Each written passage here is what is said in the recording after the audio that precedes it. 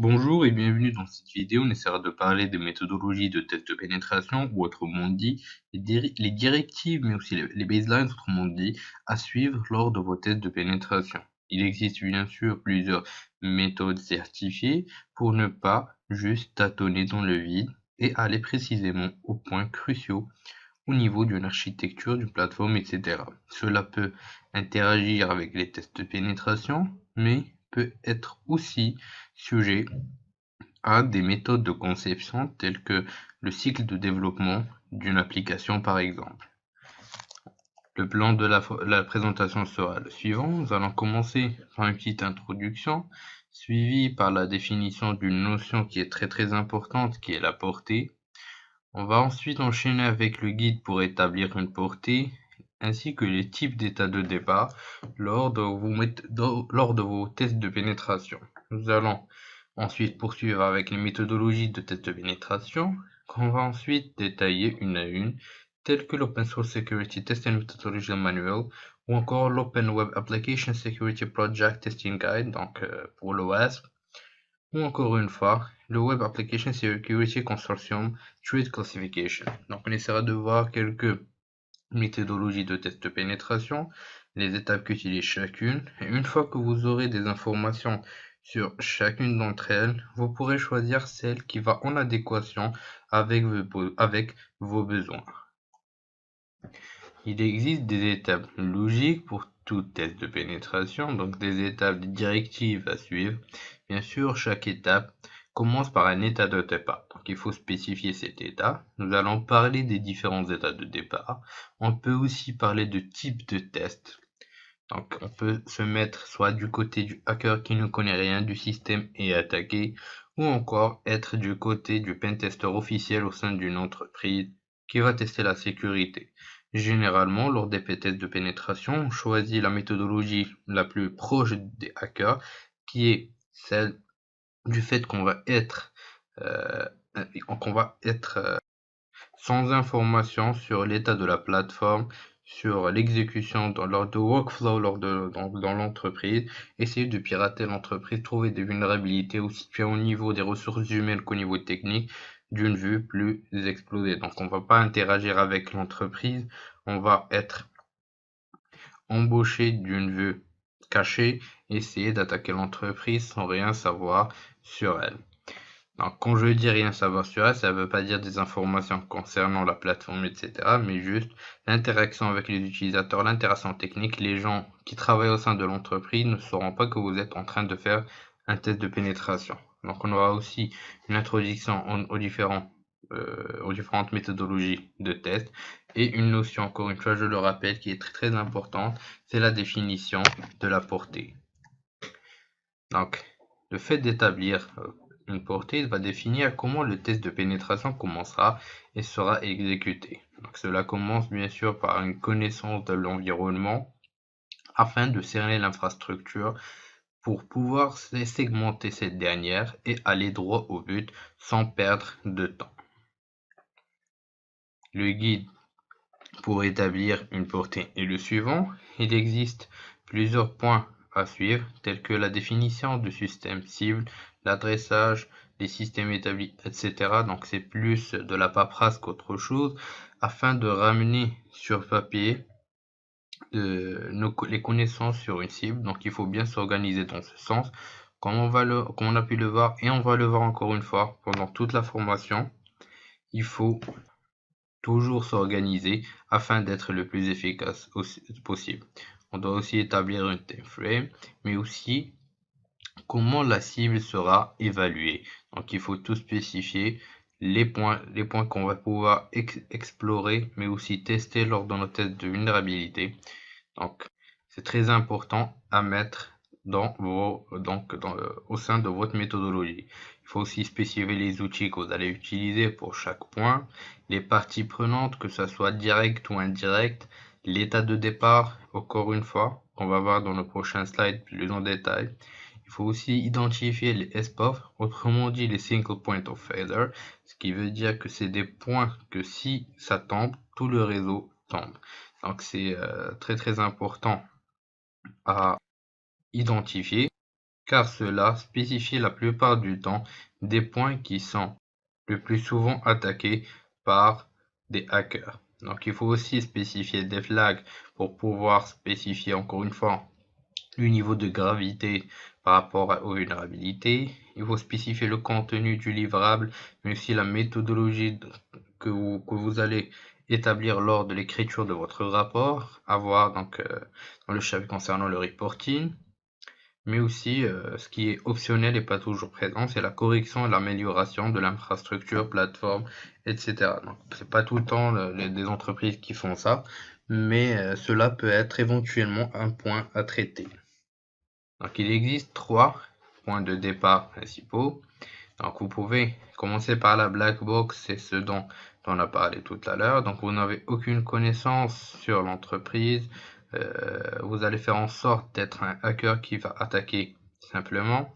La white box, où vous serez carrément en connaissance de cause de ce qui se passe au sein de l'entreprise, le workflow, l'infrastructure. Donc, c'est des informations préalablement que vous pouvez avoir. Et enfin, le gray box, qui est un combiné du white et du black box, où vous aurez accès à quelques informations et à d'autres non.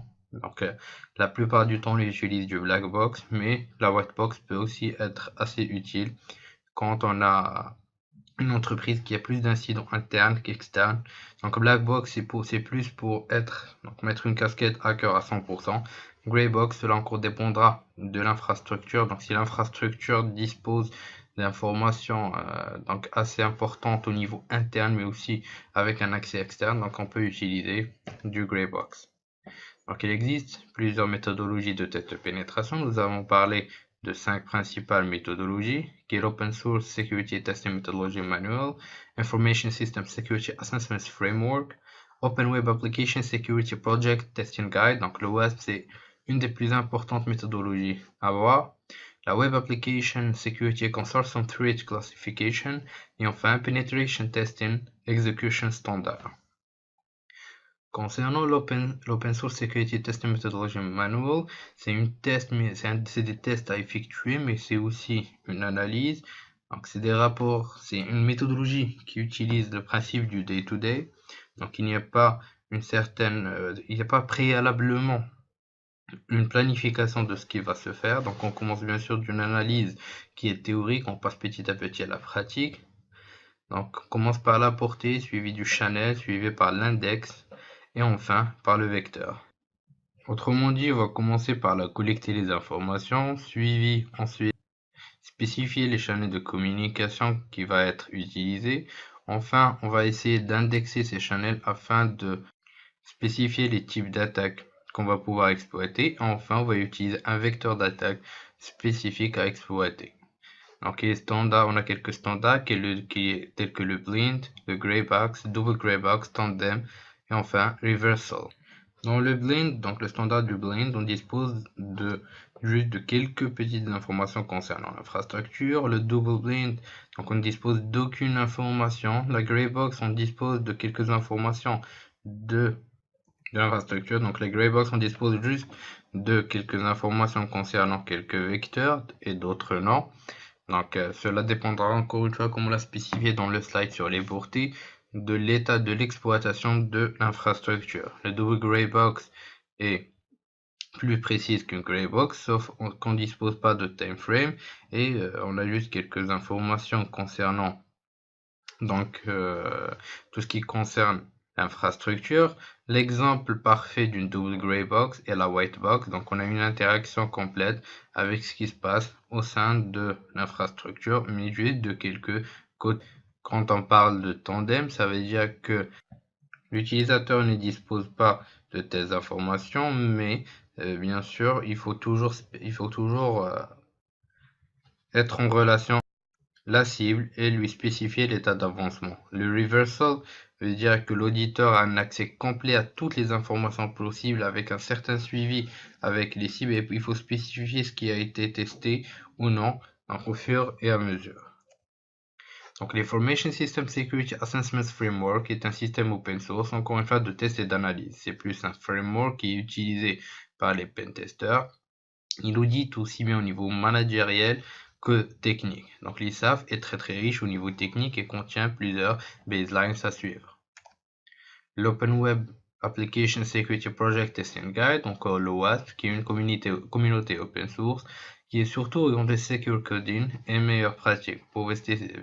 Vous pouvez visiter le site officiel de l'OWASP qui est le suivant.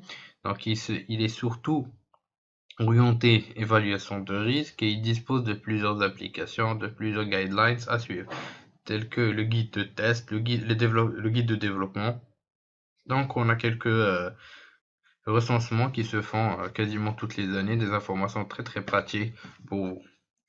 Donc on a aussi le Web Application Security Consensus Risk Classification qui est plus orienté identification des risques de sécurité et qui consiste à suivre une certaine procédure de test.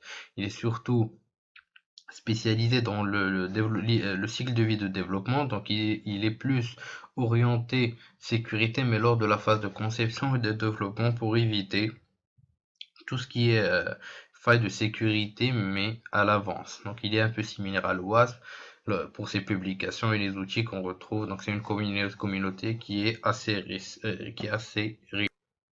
Lors de cette approche, on a différentes visions, telles que la vision d'énumération. Il faut énumérer tous dont utilise notre application web par exemple, mais aussi énumérer les failles, etc.